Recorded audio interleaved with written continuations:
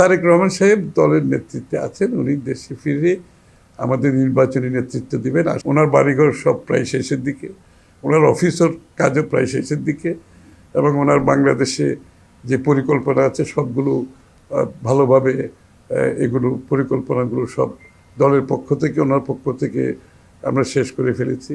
সুতরাং উনি যে কোনো সময় বাংলাদেশে আসবেন।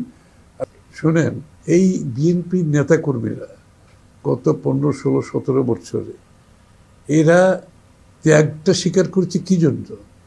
বাংলাদেশের মানুষের মালিকানা ফিরিয়ে দেওয়ার জন্য। নির্বাচনের মাধ্যমে যারা বাংলাদেশের জনগণ ভোটাধিকার প্রয়োগ করতে পারে না, তাদের ভোটাধিকার ফিরিয়ে আনার জন্য, এবং তাদের ভোটাধিকারের মাধ্যমে বাংলাদেশের গণতান্ত্রিক অর্ডার ফিরিয়ে আনার জন্য। এবং নির্বাচন হচ্ছে গণতন্ত্রের বাহক।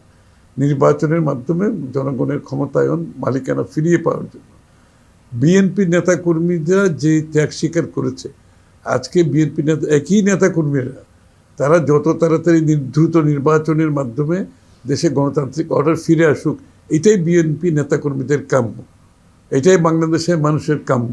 সেই জায়গাটাই বিএনপি নেতাকর্মীরা পিছিয়ে থাকবে কেন? তারা সবার চেয়ে বেশি অগ্রগামী থাকবে, এটাই তো স্বাভাবিক, তাই না? তারেক রহমান না আসার প্রশ্নটা কারা করছে আমি তো বুঝতে পারছি।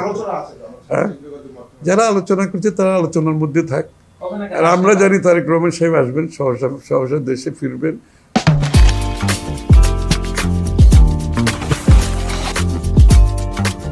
ওনার বাড়িঘর সব প্রায় শেষের দিকে, ওনার অফিসের কাজও প্রায় শেষের দিকে, এবং ওনার বাংলাদেশে যে পরিকল্পনা আছে সবগুলো ভালোভাবে এগুলো পরিকল্পনাগুলো সব দলের পক্ষ থেকে, ওনার পক্ষ থেকে আমরা শেষ করে ফেলেছি।